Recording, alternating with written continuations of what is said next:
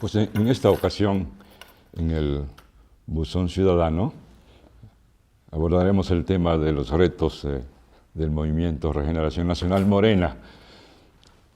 Como sabemos, el pasado 9 de julio, el Instituto Nacional Electoral procedió a examinar la solicitud de registro de Morena y el Consejo General de este instituto aprobó el registro de Morena como partido político. Esto no es el punto de llegada, desde luego, es apenas un punto de partida. Y en el marco de esa nueva fase se plantean retos muy importantes para Morena como partido ahora.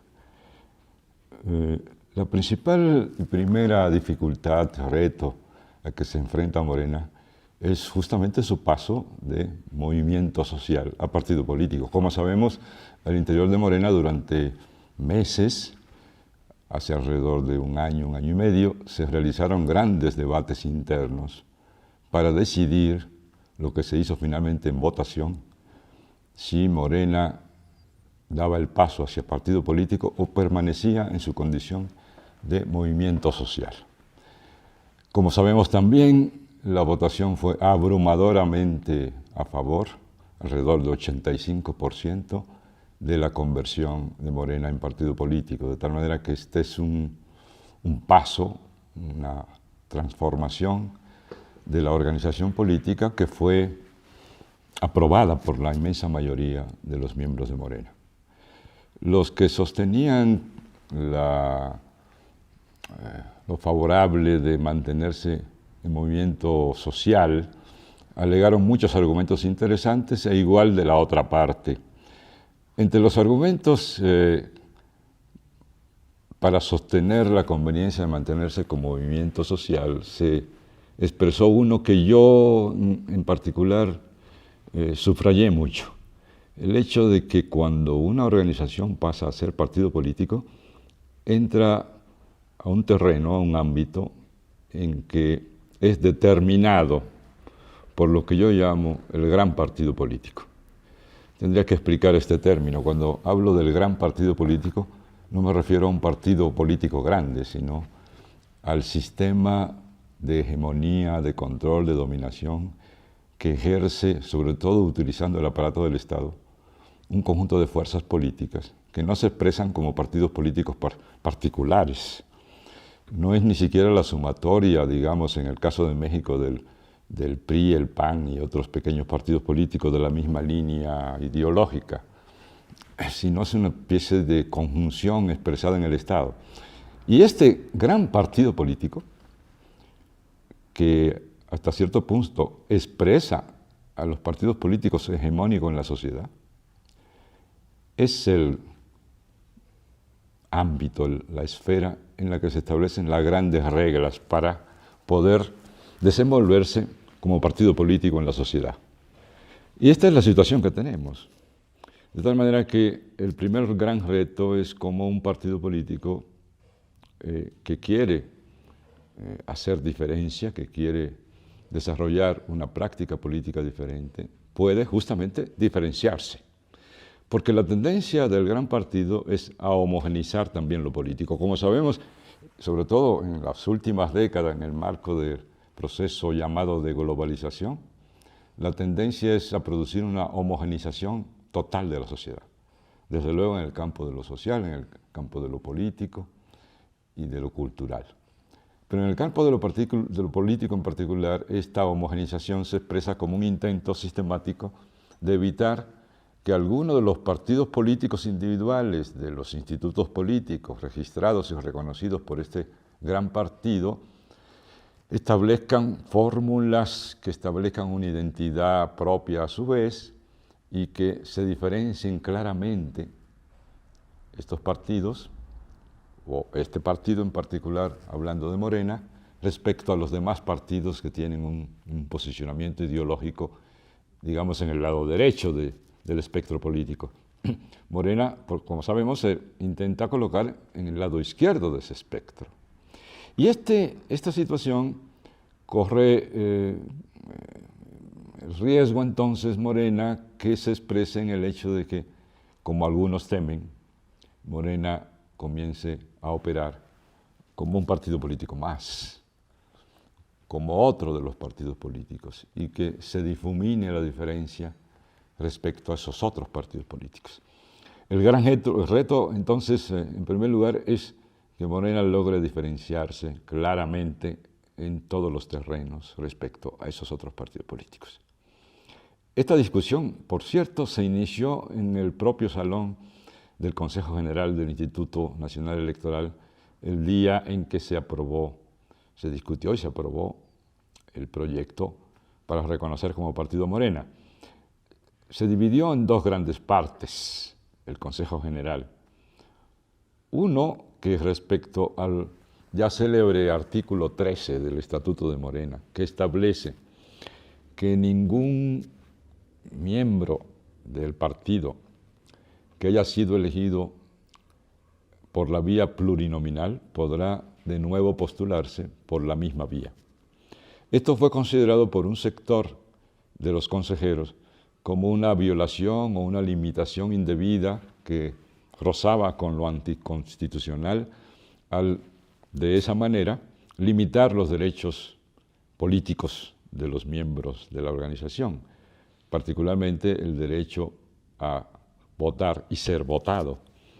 Otro sector de los consejeros opinó que esto no solo no violaba la Constitución, puesto que se fundaba en otro artículo fundamental o conjunto de artículos de la Constitución que establecen claramente la capacidad de los partidos de definir sus fórmulas internas para ciertos asuntos fundamentales, por ejemplo, la elección de candidatos, y que sostener que esto violaba la Constitución implicaba en todo caso una contradicción o un conflicto entre artículos de la propia Constitución, pero que a su juicio primaba el criterio expresado en la libertad, autodeterminación, autogestión de los propios partidos políticos.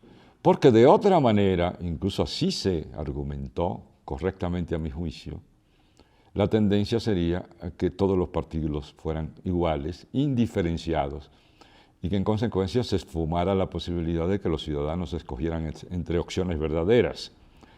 Lo que se expresa en esta vieja discusión respecto a la alternancia y la alternativa. Tendríamos alternancias de un partido de un color a otro, pero no tendríamos alternativa en el sentido de que la gente pudiera escoger entre proyectos de partidos políticos, entre prácticas políticas diferentes, entre, digamos, fundamentación ética diferente. Y si me fuerzan, creo que la característica fundamental de Morena respecto a los demás partidos es este intento de diferenciarse sobre todo en sus prácticas internas, en el ejercicio mismo de la política, y en segundo lugar, diferenciarse, lo que está vinculado a lo anterior, por lo que respecta a su plataforma ética, a su enfoque moral, a su horizonte ético-político. Creo que este reto es fundamental. Y para esto, Morena en varios terrenos tiene que demostrar en la práctica concreta que esa vocación se mantiene, se profundiza, se amplía permanentemente. Hay un campo en que esto es evidente, el de hacer que lo que contienen los documentos básicos, particularmente los principios y el estatuto de Morena, en relación con lo ético-político, se respete de manera estricta. Lo que implica concretamente que no se permitan violaciones a los estatutos que puedan quedar impunes. Es decir, la política de cero impunidad en el marco de Morena por lo que respecta al cumplimiento estricto de los principios de Morena, los principios ético-políticos, los principios morales, y por lo que respecta al estatuto en lo que hace al comportamiento político interno y en relación con el exterior. Si este reto se supera, si se logra esta diferenciación con claridad, creo que Morena tendrá éxito. De lo contrario, podría caer en una situación de igualamiento, de pérdida de identidad que la conduciría por un camino que hasta donde entiendo, ninguno de los miembros de Morena queremos que se tome. El segundo reto que quisiera subrayar tiene que ver con lo que podemos llamar las falacias o los mitos que se están desarrollando una vez que Morena obtiene su reconocimiento como partido político. Se puede expresar de esta manera: con el surgimiento de Morena como partido, se provocan dos efectos interrelacionados. En primer lugar, Morena divide a la izquierda. Y en segundo lugar, como consecuencia de esto, debilita a la izquierda.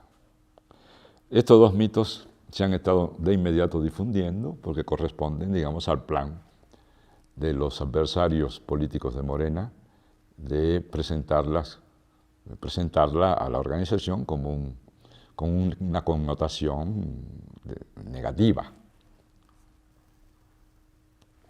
Sin embargo, a mí me parece que estos dos planteamientos carecen de fundamento. Por lo que hace al efecto de división de la izquierda de Morena, yo creo que la división debe ser analizada con mucha precisión si se está planteando como un problema fundamental. ¿Qué quiere decir dividir? Se divide lo que tiene, digamos, características similares y es una unidad anterior. La izquierda está unida y luego ocurre un factor que divide a esa unidad. Una parte se va en una dirección, otra en otra. En este caso no tenemos esa situación, porque aquí hay una falla, la falta de análisis previo de la situación anterior de la que nace Morena. Y la situación de la que nace Morena es una en la que la organización política, evidentemente el PRD, que en el ámbito nacional y muy destacadamente en el ámbito internacional era considerada como la organización emblemática por antonomasia de la izquierda mexicana, es decir, el PRD, hace mucho tiempo que dejó de ser, más de 2 años por lo menos, de manera clara, una opción de izquierda, una organización de izquierda. El camino seguido por el PRD es el camino que han seguido muchos partidos con connotaciones más o menos socialdemócratas, que con esa condición evidentemente podían reclamar su posicionamiento en la izquierda de desplazamiento cada vez más hacia un supuesto centro primero y después hacia posiciones claramente identificadas políticamente con la derecha, tal y como la conocemos histórica y tradicionalmente. De manera que hace 2 años que no es un partido de izquierda, no es una organización de izquierda, ni representaba a la izquierda mexicana. Como ya dije, esto ha ocurrido con otros partidos en otras latitudes, no puedo extenderme, pero señalaré el ejemplo emblemático en España del Partido Socialista Obrero Español, el PSOE, que durante décadas fue considerado el partido o la organización de la izquierda, incluso socialista, en España,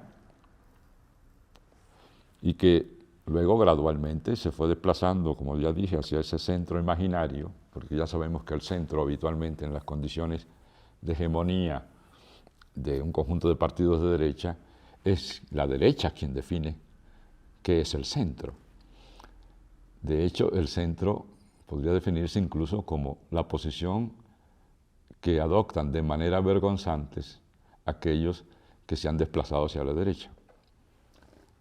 El PSOE, digo, hace tiempo que dejó en España de ser de izquierda y el efecto fue, como ya sabemos, en la última elección europea en España, para el Parlamento Europeo, el que surgiera una organización nueva de izquierda, llamada Podemos, vinculada a los indignados en términos de los planteamientos políticos centrales, y que decide convertirse en una organización política y contender en la primera elección europea y con intención de contender en las elecciones próximas, internas en España. Se podría entonces decir que el partido Podemos, dirigido por jóvenes, con una visión muy fresca, por cierto, en España produjo una división de la izquierda. Ni siquiera la organización, en este caso que verdaderamente podría reclamar la condición de izquierda, me refiero a la organización Izquierda Unida, considera que esto ha sido una división. Lo considera y lo considera la opinión pública más o menos bien intencionada, digamos así, en España, más bien un reposicionamiento de la izquierda. Es decir, el hecho de que una organización ocupa el espacio que había abandonado lo que hasta ese momento, como partido político, se consideraba la izquierda. Ese espacio vacío, porque se desplazó hacia la derecha, es ocupado legítimamente por una organización con posiciones de izquierda.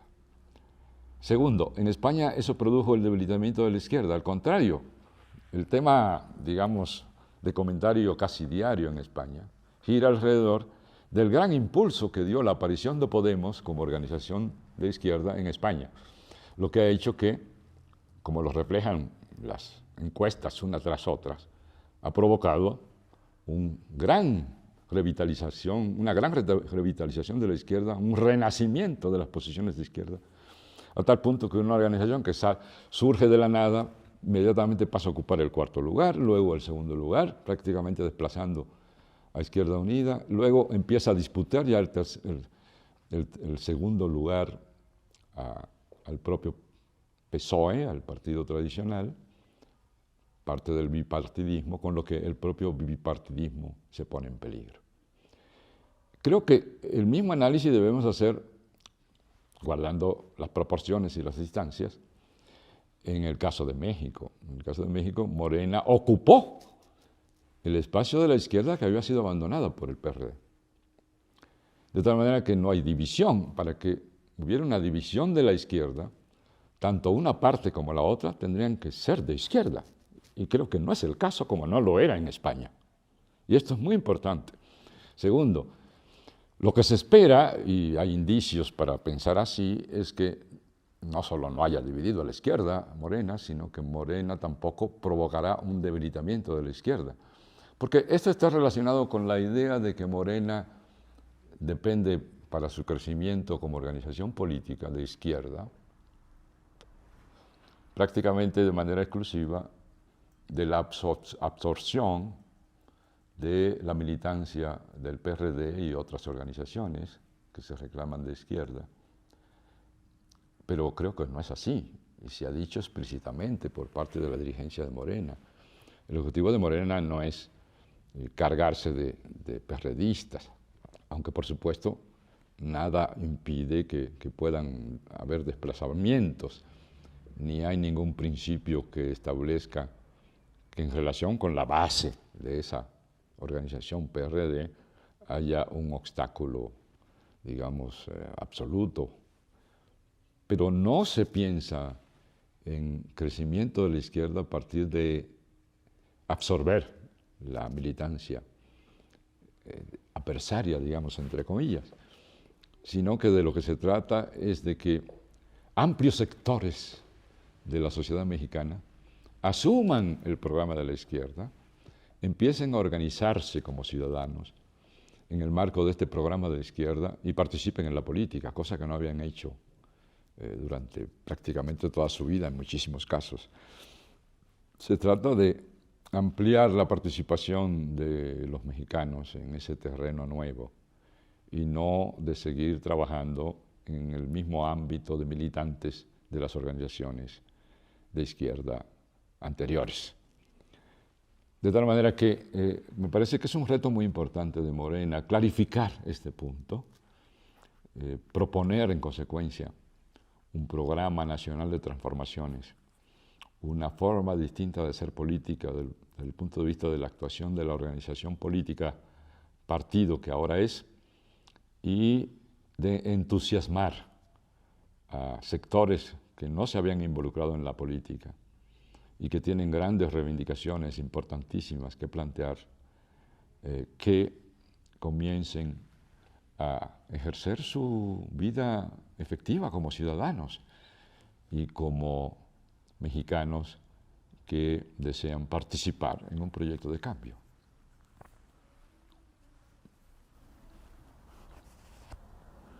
Hay un tercer punto que creo que es muy importante y que es un reto para Morena, y es clarificar algunas consecuencias que tiene el paso de movimiento social a partido político. Tomaré como referente central, pero hay otros, pero este me parece fundamental, el tema de las prerrogativas.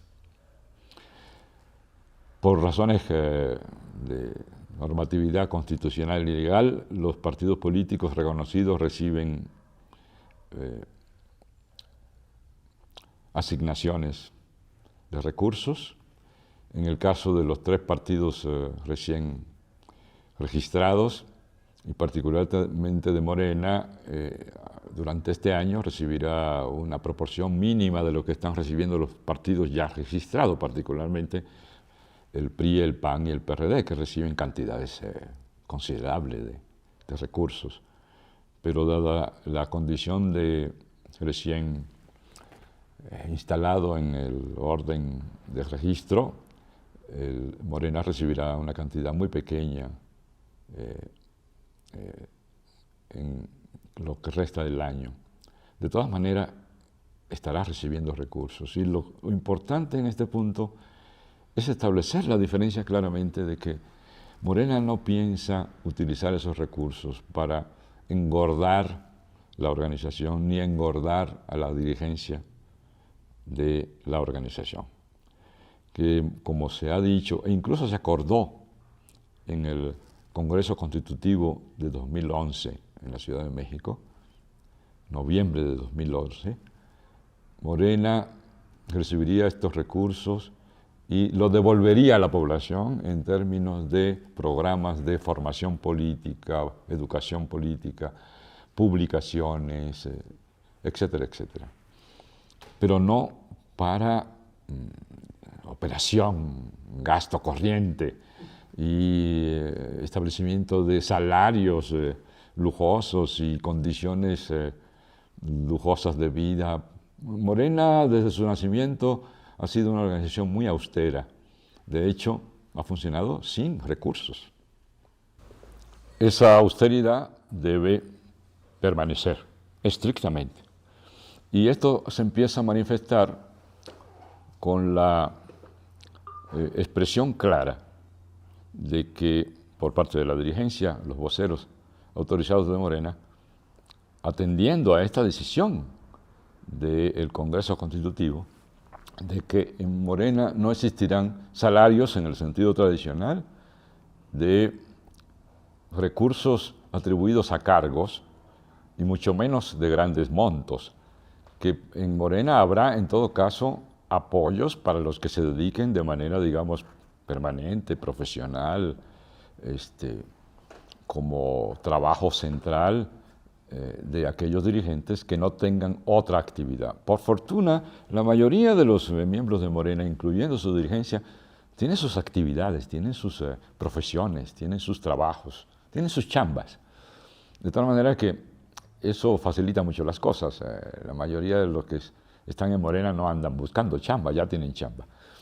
O, dicho de otra manera, no entran a Morena por buscar chamba en el sentido de un trabajo que obtenga una remuneración, digamos, fuera de lo estrictamente necesario para realizar sus labores. De tal manera que apoyo aquí significará que se establecerá con toda claridad y de manera diferenciada según el caso qué necesidades se tienen de vida para una vida digna, decente, pero muy austera, muy republicana, y qué recursos requieren para realizar las tareas que les han sido asignadas, lo que en Morena se llaman no los cargos, sino los encargos. Y esto se hará, y ese es el propósito, de manera muy acuciosa, con mucho cuidado, para establecer claramente esta diferencia. Los dirigentes de Morena no tendrán salarios, en el sentido ya indicado, sino cuando sea necesario y cuando los requieran apoyos para la realización de sus tareas políticas. El resto de los recursos se volcará hacia actividades que se consideran fundamentales para la sociedad, particularmente en el terreno de educación política, formación política y publicaciones. Se realizarán revistas de información, revistas de análisis, y se extenderá y profundizará ahora con los recursos magros, pero recursos al fin y al cabo que se recibirán durante este año. Se retomarán los programas que se han realizado con gran esfuerzo y gran dificultad y muchas limitaciones en el campo de formación política. Pongo el ejemplo del programa de formación política de jóvenes, que se hace con enfoque a escala regional. Y se han hecho para el sureste en Villahermosa, para el norte en la ciudad de Monterrey y para el occidente en la ciudad de Guadalajara, y que próximamente se realizará para el centro en la Ciudad de México, para los estados del centro, concentrando en cada caso alrededor de 300 jóvenes de esos estados, de esas regiones del país, durante aproximadamente una semana, con profesores de primer nivel que son miembros de Morena, entre ellos muchos muy conocidos: Enrique Semo, el recientemente fallecido querido compañero Arnaldo Córdoba, Raquel Sosa, Paco Ignacio Taibo, Armando Bartra, un servidor, un lugar muy destacado, nuestro querido compañero Enrique Dussel, el filósofo, que coopera con nosotros en un seminario conjunto que imparto con él de la cuestión ético-política o la ética política, y otros compañeros muy reconocidos que colaboran con nosotros en este programa muy importante para la formación de jóvenes. Esto ya no tendrá que realizarse cada 3 meses o cuando se pueda, sino que esperemos que pueda realizarse de manera sistemática ahora y además en periodo más corto, de tal manera que cada año podamos formar miles de jóvenes. Y así en el campo de otros sectores y en otras escalas de edades, adultos mayores, etcétera, etcétera. De tal manera que es una tarea fundamental que se debe realizar con estos recursos, que no pueden, no deben, no serán utilizados para obtener beneficios, para llevar vida disipada, etcétera, etcétera, en un país de pobres. Como lo ha indicado Andrés Manuel en varias ocasiones, no puede haber un gobierno cuyos miembros se comportan como ricos en un país de pobres. No puede haber un gobierno de ricos en un país de pobres. No puede haber tampoco un partido de personas con vida disipada, opulenta, etcétera, en un país de pobres. Un cuarto punto que me parece muy importante tiene que ver con la situación que existe en el país por lo que hace a un amplio sector de la población. Por supuesto, de manera destacada, clases medias, medias bajas, media alta, pero también en sectores populares, lo cual lo hace más importante y más preocupante al mismo tiempo.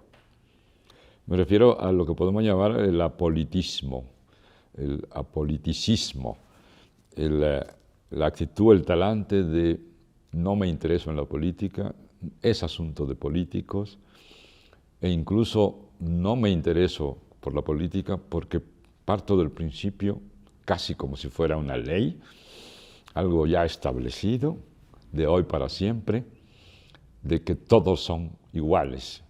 Y se refiere a todos los partidos políticos son iguales, todos los políticos son iguales, y no hay en consecuencia salida, no hay en consecuencia posibilidad de cambios, puesto que no me intereso por la actividad política. Y en consecuencia, sin la gente no es posible hacer el cambio. Esto se requiere asumir como un reto fundamental para Morena como partido político. Tenemos que insistir mucho en la necesidad de que se entienda la política como una actividad que ni es solo de políticos, ni es solo de los partidos políticos, y que adquiere el color y el sentido profundo que le demos los ciudadanos participando en la política. y empezar a diferenciar. Hay una especie de visión, por decirlo así, neoanarquista detrás de esto, la idea de que no hay posibilidad de hacer nada en el marco de una organización que tiene un mínimo de jerarquía, de estructura interna, e incluso de normativa de funcionamiento. Evidentemente, esto implica entonces un análisis que no haré en este momento, pero que solo mencionaré, un análisis más detenido sobre el papel que en la historia de América Latina, el mundo por supuesto, y muy particularmente en México, han cumplido los movimientos sociales y los partidos políticos. Creo que hay que desmistificar, por un lado, la idea de que solo se puede hacer política en el marco de los movimientos sociales, y por otro lado, la idea de que toda acción política organizada como partido político, en el doble sentido, en este caso, partido porque es una organización con proyecto, con propuesta, con intención de provocar cambios, aunque no tenga registro. O partido, en el sentido más simple, de partido que es registrado en el aparato del Estado y es reconocido por el Estado como instituto político. En cualquiera de las dos modalidades, me parece que, por lo menos hasta donde alcanza nuestra vista histórica, estamos en una fase en la que ambos cumplen un papel importante. Y no hay que ni minimizar a los movimientos sociales y, en consecuencia, como contrapartida, exaltar a los partidos políticos como la única opción de lucha, ni al revés, exaltar de manera, digamos, apologética a los movimientos como si fueran la única opción, e incluso de una manera hasta podría decirse abusiva, exagerada, porque en cada momento, si observamos lo que ha ocurrido, por ejemplo, en los últimos años en México, estamos cargando las espaldas de los movimientos sociales de manera injusta, de manera desproporcionada. Y cada vez que surge un movimiento social en México, estos sectores que opinan de esta manera, de manera unilateral, diría yo, cargan sobre los hombros de estos movimientos sociales prácticamente la responsabilidad de conducir los movimientos de luchas sociales y políticas y prácticamente transformar el país. Y creo que me parece que es exagerado e injusto, porque ¿cómo podemos esperar que el movimiento 132, yo soy 132, o el movimiento del magisterio, o el movimiento de los electricistas, por mencionar unos cuantos emblemáticos de los últimos tiempos, carguen con esa responsabilidad, con ese fardo enorme? Me parece que aquí hay un punto que hay que reflexionar y equilibrar. Esos movimientos tienen su papel muy importante, diría yo, central, porque además alimentan con una corriente muy positiva los otros campos de acción política, particularmente, hablando de Morena, el terreno en que se mueven estas organizaciones de carácter política. Pero no puede esperarse que solo en el ámbito de los movimientos sociales podamos resolver. Hasta donde alcanza el horizonte de vista, podamos pensar que se realicen estos cambios. De hecho, la experiencia nos va demostrando que después de llegar a un punto, digamos, de clímax, de máxima potencia política, estos movimientos empiezan, por lo que ya justamente he indicado, de exageración en las expectativas y en la carga, empiezan a declinar y surge entonces otro movimiento y se apuesta entonces a este otro movimiento. Ahora el movimiento de Sicilia, en relación con la crisis humanitaria de que habló en su momento, y así por el estilo. Luego las autodefensas, y así seguimos por ese camino. Creo que, en consecuencia, volviendo al punto, hay que equilibrar primero y darnos cuenta de que si no logramos crear una gran organización política, que organice una parte sustancial de la población, sobre todo aquella población que ha sido más enajenada con esta idea que conduce a la posición de apoliticidad, de negación de la política, de rechazo de la política, porque han sido alienados lo sabemos todos, por los medios de comunicación, por la educación que reciben constantemente, por lo que escuchan en la calle, etcétera, y en consecuencia no se involucran en la lucha política. Es condición, en consecuencia, superar este reto para lograr, en consecuencia, que Morena, junto con los movimientos sociales, pueda conducir al país hacia sendas de transformación. Subrayo la palabra junto porque yo creo que debemos asumir claramente el criterio de que ninguna organización, sea movimiento social o partido, por sí solo y solo contando con sus fuerzas propias, en cada momento podrá conducir y realizar las transformaciones del país que necesitamos. Necesitamos unirnos, acercarnos, articularnos, luchar juntos para lograr esta meta. El último reto que quiero referirme es a uno que tiene, por supuesto, vinculación con varios de los anteriormente indicados, y es la necesidad de que Morena desarrolle una ejemplar, clara, transparente vida democrática interna. Y, por supuesto, a partir de esto establezca una relación diferente con la ciudadanía. Esto implica que en Morena debe haber un permanente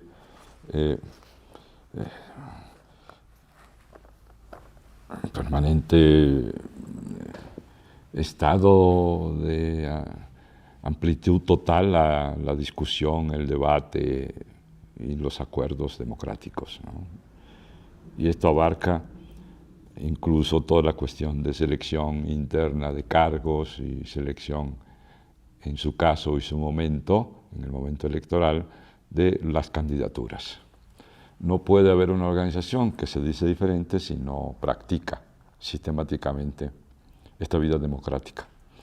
Y hay muchos mitos o falacias que se pregonan alrededor de esto, en el sentido de que en Morena se escogen los encargos y particularmente en la cercanía del electoral los puestos de elección popular, las candidaturas. Por lo que se refiere a los encargos, hasta el momento todos los puestos de dirección en Morena se han elegido en congresos y asambleas. Esto es muy claro y en relación con esto no hay tampoco mayor problema. Y espero que esto se seguirá siendo en el mismo sentido, respetando el estatuto, y para eso hay un órgano, la Comisión Nacional de Honestidad y Justicia, y en los momentos electorales la Comisión Nacional de Elecciones, que estarán atentos a que esto se cumpla. Por lo que hace a la cuestión de estatuto y principios, que es permanente y es trabajo de la Comisión Nacional de Honestidad y Justicia, esto se ha estado haciendo. Es poco conocido para la mayoría de la gente, pero pueden entrar a la página escribiendo en la red Comisión Nacional de Honestidad y Justicia y podrán ver ahí las resoluciones de la Comisión Nacional, en que en una buena cantidad de casos miembros de Morena han sido sometidos a proceso por acusaciones de violación de los estatutos y han sido sancionados, a veces sanciones muy severas. Y el trabajo constante de la Comisión de establecer lineamientos para la aplicación democrática estricta de los estatutos en la vida interna. Y en cuanto ha habido violación, por lo que se refiere a la vida interna democrática, o por actuación con abuso de autoridad o violando simplemente los procedimientos internos de los dirigentes de los diversos órganos de Morena, se han aplicado también sanciones correctivas. De tal manera que esto hasta el momento se está logrando. Viene el reto de los candidatos para la elección de julio de 2015, el próximo año. Y también hay varios mitos. El primer elemento que ha causado cierta confusión es la designación por parte del Consejo Nacional de Morena y del Comité Ejecutivo Nacional de enlaces estatales, distritales, delegacionales, para la realización de una tarea política muy particular, de acuerdo con lo que decidió el Consejo Nacional, de que Morena recogiera alrededor de 2 millones de firmas para poder presentar una solicitud en el marco constitucional para la realización de una consulta que permita revertir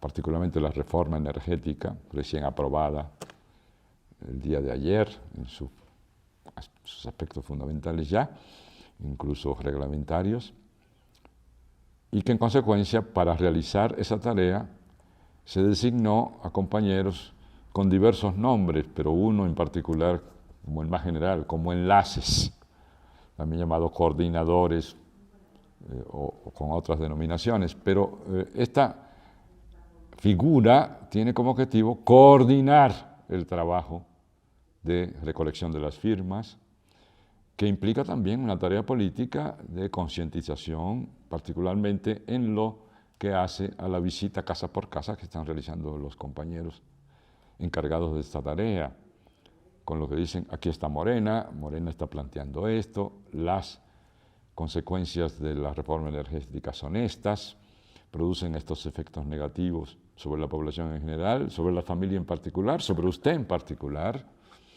de tal manera que es una tarea política que forma parte del plan de acción, del programa de acción de Morena.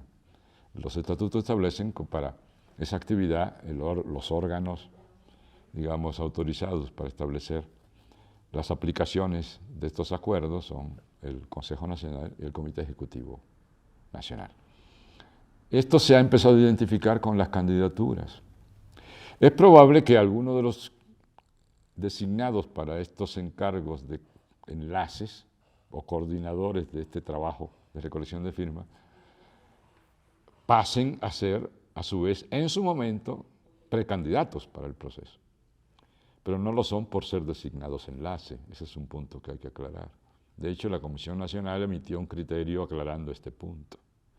Y lo que se debe decir es que el Estatuto de Morena, particularmente en los artículos 42, 43 y 44, que pueden revisar en nuestro estatuto, que se encuentra también en nuestra página y en otros órganos, como la página del periódico Regeneración, se pueden ver estos estatutos. En estos artículos, particularmente en el artículo 44, se establece la formulación precisa de los procedimientos, pasos, plazos, condiciones en que se debe hacer, digamos, el proceso de precandidaturas y de elección de candidatos.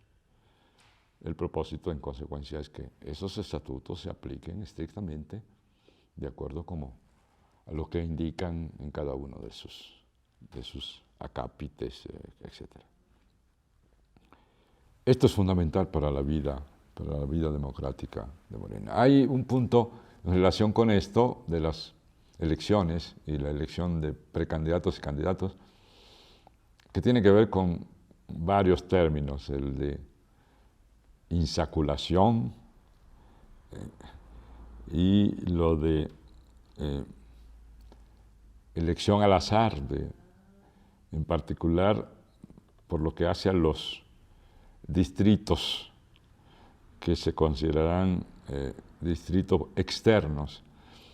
Y esto se ha hecho por insaculación, por designación o selección, mejor dicho, al azar. ¿Por qué Morena ha adoptado esta forma de hacer las cosas? Porque en los partidos tradicionales hasta ahora se acostumbra que cuando, para el caso, por ejemplo, de un partido que tiene sectores internos muy diferenciados, a veces llamada tribus, decidir que los distritos que van a escoger para sus candidatos, de su grupo, de su sector, sean tales, es decir, aquellos distritos donde hay mayores posibilidades de obtener el triunfo, para su propio grupo y dejar los malos distritos, es decir, aquellos distritos en donde esa organización política no tiene casi ninguna posibilidad de obtener triunfo, a los adversarios, a los de los otros grupos, etc. En el caso de Morena, de no realizarse las cosas así, habría la tentación de dejar en consecuencia los malos distritos para los candidatos externos, que Morena estableció como principio en sus estatutos, que para establecer una relación con la ciudadanía no solo hubiera candidatos que fueran miembros de Morena, sino candidatos externos a Morena. Sería una trampa y una deshonestidad política que iría en contra de nuestra concepción ética, que dijéramos, los peores distritos donde no tenemos posibilidades se los damos a los externos.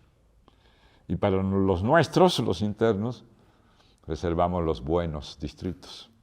Para evitar que eso ocurriera, entonces, la Comisión Nacional de Elecciones hará una insaculación, una selección al azar de estos distritos, de tal manera que, para decirlo coloquialmente, hayan distritos buenos y distritos malos para los miembros de la Morena y para los externos. De tal manera que no haya posibilidad de tranza en ese sentido. Por lo que hace a la selección de los candidatos, el sistema de insaculación es muy importante también. Para evitar que hayan lo que se llaman mayoriteos en el argot político de la picaresca política mexicana, y para evitar que se realicen otras actividades de acarreo, de manipulación del voto, etc., que permitiría a un grupo determinado mayoritear con una cantidad, una presencia muy grande de partidarios que haga en consecuencia automático que cierto personaje sea el candidato, por mayoría, a veces mayoría aplastante,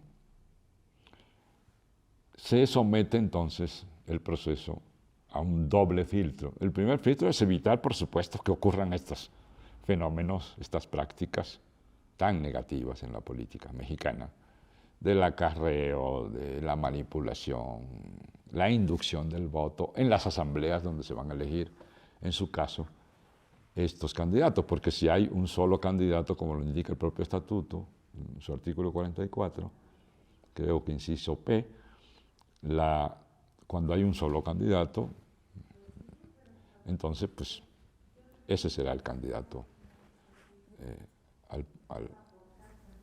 al puesto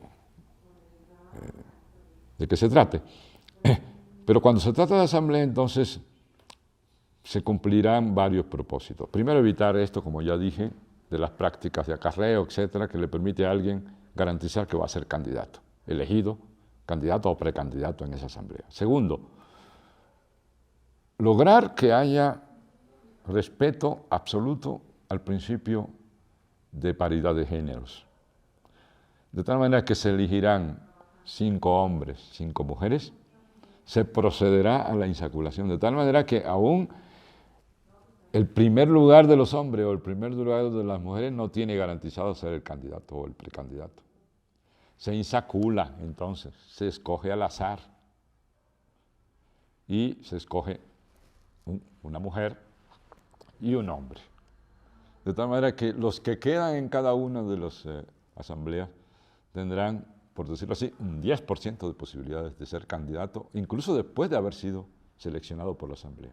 De tal manera que tenemos garantizado la paridad de género, tenemos garantizado que sea la gente la que escoja a los precandidatos y, en último lugar, tenemos garantizado que aquel que logró, si logró pasar los candados y los filtros que vamos a establecer para que no pase mediante prácticas de acarreo y otras negativas, lograra quedar entre los seleccionados, aún en primer lugar, no tiene garantizado por eso que va a ser el candidato.